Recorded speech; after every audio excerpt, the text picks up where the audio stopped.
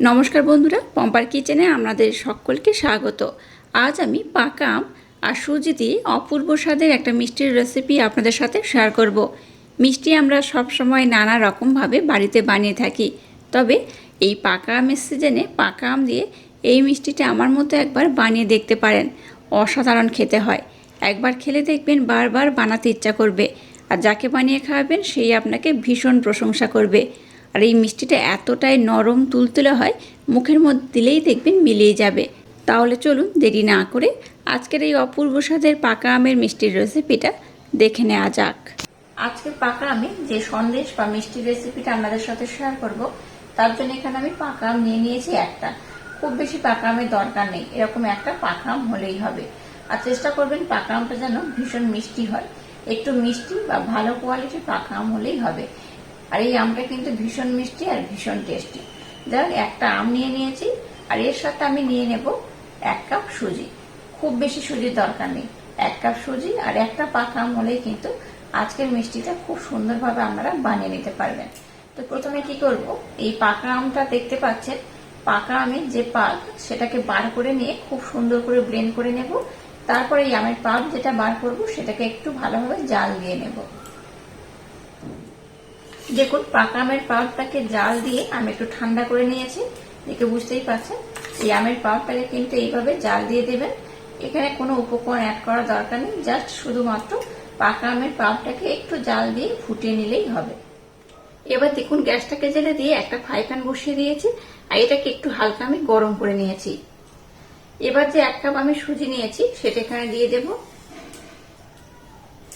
গ্যাসের ফ্লেমটাকে একদম লো রেখে সুজিটাকে একটু নাড়াচাড়া করে ভেজে নেব। গ্যাসের ফ্লেমটাকে একদম হাই দেবেন না, তাতে করে কিন্তু এই সুজিটা পুড়ে যেতে পারে। আর সুজিটাকে পুড়িয়ে ফেললে হবে না বা খুব লাল করে ভাজলে হবে না, একটু নাড়াচাড়া করে ভেজে নিলেই হবে। সুজির মধ্যে যে হালকা একটা কাঁচা স্মেল থাকে সেটা না পাওয়া গেলেই হবে। 2 থেকে 3 মিনিট সময় দিলেই সুজিটাকে খুব ভালোভাবে কিন্তু আপনারা ভেজে নিতে পারবেন। গ্যাসের ফ্লেমটাকে একদম লো রেখে সুজিটাকে নাড়াচাড়া করে আমি ভেজে নিয়েছি।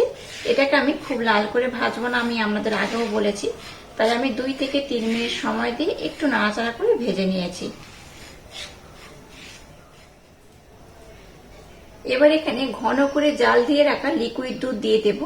এখানে এই যে কাপটা নিয়েছি এই কাপের মাপ করে 1 কাপ আমি সুজি নিয়েছি, আর ওই কাপের মাপ করে এখানে 2 থেকে আড়াই কাপের মতো কিন্তু লিকুইড দুধ দিতে হবে।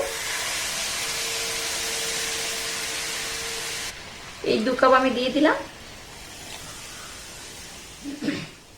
প্রথমে এই 2 কাপ আমি লিকুইড দুধ দিয়ে দিলাম, পরে আবার লাগলে আমি কিন্তু আবারও ব্যবহার করব। তো প্রথমে 2 কাপ দিয়ে দেবেন। 1 কাপ সুজির জন্য 2 কাপ এখানে লিকুইড দুধ আমি ব্যবহার করলাম। দুধটা দিয়ে সুজিটাকে দেখুন একটু ভালোভাবে আমি এইভাবে নাড়াচাড়া করে নিয়েছি। এবার এখানে বেশ কিছু উপকরণ আমি অ্যাড করব। মিষ্টির জন্য ব্লেন্ড করা মিছরি দিয়ে দেবো 2 থেকে 3 চামচের মতো।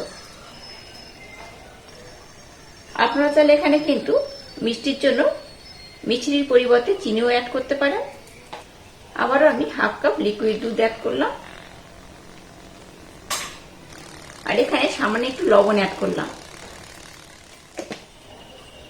আবারও সমস্ত উপকরণ খুব ভালোভাবে এইভাবে নাড়াচাড়া করে নিতে হবে। একদম সহজ পদ্ধতিতে খুব কম সময়ে সামান্য কয়েকটা উপকরণ দিয়ে এই মিষ্টিটা আমার মতো একবার না বানালে ভীষণ মিস করবেন। আর একবার বানিয়ে খেলে দেখবেন আপনাদের বারবার বানাতেও ইচ্ছা করবে। এটা এতটাই অপূর্ব খেতে হয়, দেখতে তো সুন্দর হয়, খেতেও কিন্তু অসাধারণ হয়। এবার এখানে আমি মেন উপকরণ অ্যাড করব। এবার দেখুন যে পাকা আমের পাল্পটাকে আমি খুব সুন্দর করে জাল দিয়ে ফুটিয়ে রেখে দিয়েছিলাম, সেটা এখান থেকে দিয়ে দেব।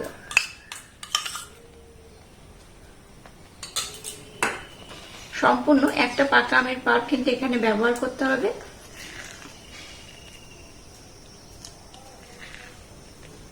সুজি দিয়ে নানা ধরনের মিষ্টি তো আমরা বানিয়ে খাই, কিন্তু পাকা আমের সিজনে পাকা আম দিয়ে একদম সহজভাবে এই মিষ্টিটা একবার বানিয়ে নেবেন। যাকে খাওয়াবেন সেই আপনাকে জিজ্ঞাসা করবে কিভাবে বানিয়েছেন এত সুন্দর মিষ্টিটা। এটা দেখতে তো সুন্দর হয়, খেতেও কিন্তু অসাধারণ হয়। আচ্ছা বলে রাখি, মিষ্টির পরিমাণটা কিন্তু আপনারা একটু কম বেশি করে দিতে পারেন। যে যেমন মিষ্টি পছন্দ করবেন সেইভাবে দেবেন। কেউ যদি মনে করেন যে মিষ্টির পরিমাণটা একটু বেশি হলে খেতে বেশি ভালো লাগবে, তাতে করে কিন্তু মিষ্টি একটু বেশি দেবেন। তো আমি একটু হালকা মিষ্টি দিলাম, একটু হালকা মিষ্টি আমি বেশি পছন্দ করি, তাই একটু কম মিষ্টি দিয়ে আমি কিন্তু এই রেসিপিগুলো বানাই। আপনারা চাইলে একটু বেশি করে দিয়ে এই রেসিপিটা বানিয়ে নেবেন। গ্যাসের ফ্লেমটাকে লো রেখে মিশ্রণটাকে এইভাবে একটু নাড়াচাড়া করবেন, তাতে করে দেখবেন একটু টাইট হয়ে যাবে। আর মিশ্রণটা একটু টাইট করেই বানিয়ে নিতে হবে, তবেই কিন্তু আজকে যে মিষ্টিটা বানাবো পারফেক্ট হবে। খুব কিন্তু এইভাবে পাতলা করে বানালে হবে না, আর একটু টাইট করে নিতে হবে। গ্যাসের ফ্লেমটাকে লো রেখে এটাকে অনবরত নাড়াচাড়া করবেন, নতবা কিন্তু ফ্রাই প্যানের তলাতে আটকে যেতে পারে বা লেগে যেতে পারে। এইভাবে কন্টিনিউ নাড়াচাড়া করবেন, তাতে করে এই মিশ্রণটা একদম পারফেক্ট ভাবে রেডি হবে। মিশ্রণটাকে দেখুন আমি কিন্তু বেশ টাইট করে ফুটিয়ে নিয়েছি, দেখে বুঝতেই পারছেন অনেকটা কিন্তু মাখো মাখো আর ঘন হয়ে গেছে। এই পর্যায়ে কিন্তু গ্যাসটাকে আমি বন্ধ করে দেব। এবার দেখুন এরকম একটা কেক টিন আমি নিয়ে নিয়েছি, এর মধ্যে সামান্য একটু আমি ঘি দিয়ে দেব। এখানে কিন্তু তেল ব্যবহার করবেন না, ঘি ব্যবহার করবেন।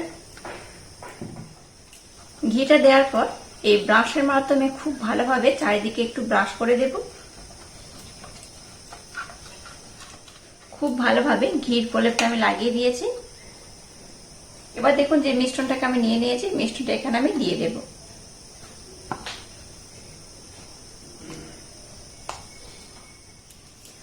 সম্পূর্ণ মিশ্রণটাকে আমি দিয়ে দিয়েছি। এবার এইভাবে খুব ভালোভাবে আমি সেট করে নেব। আপনারা চাইলে একটু পাতলা করে দিতে পারেন, আবার একটু কিন্তু মোটা করেও দিতে পারেন। আমি যেমন খুব মোটা করব না, আবার খুব পাতলাও করব না। এবার উপর থেকে একটু আমি ঘি দিয়ে দেব, খুব বেশি নয়, অল্প করে দিলেই হবে।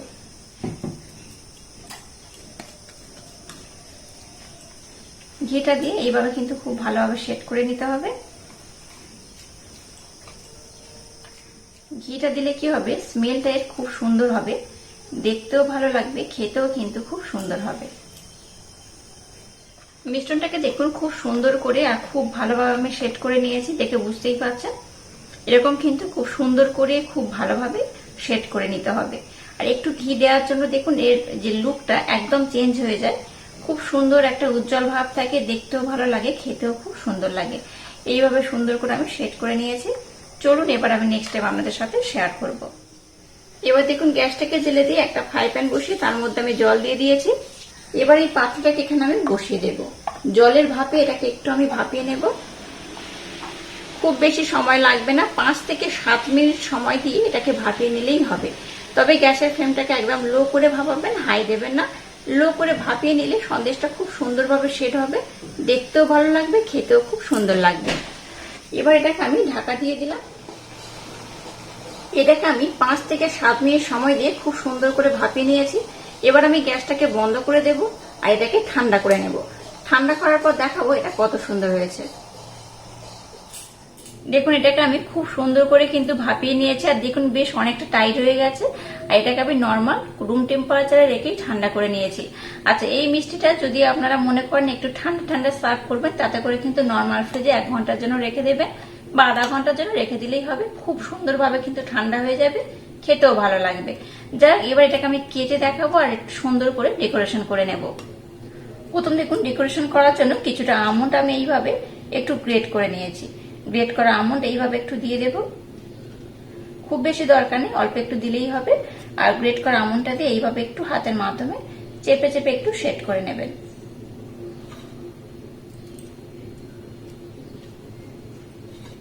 আর নিয়েছি দেখুন কিছুটা পেস্তা, পেস্তাটাকেও এইভাবে দিয়ে দেব। এটাকে আপনারা অন্য পাত্রের মধ্যে ওঠানোর পর এইভাবে কাটতে পারেন, আবার এখানেও কিন্তু কেটে নিতে পারেন। আমি একেবারে এখানেই কেটে নিচ্ছি। এটাকে প্রথমে আমি 4 টুকরো করে কাটবো।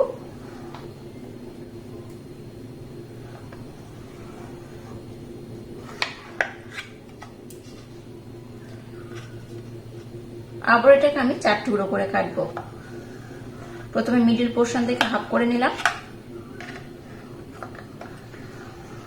এবার এখান থেকে একটা সন্দেশ বা মিষ্টি আমি উঠে আপনাদের দেখাচ্ছি। দেখুন এটা কতটা সুন্দর হয়েছে, কতটা লোভনীয় হয়েছে। এই দেখুন দেখলেন তো কত সুন্দর হয়েছে। আর পিছনের পোর্শনে দেখুন কিছু লেগে নেই, একদম পরিষ্কার হয়ে উঠে গেছে।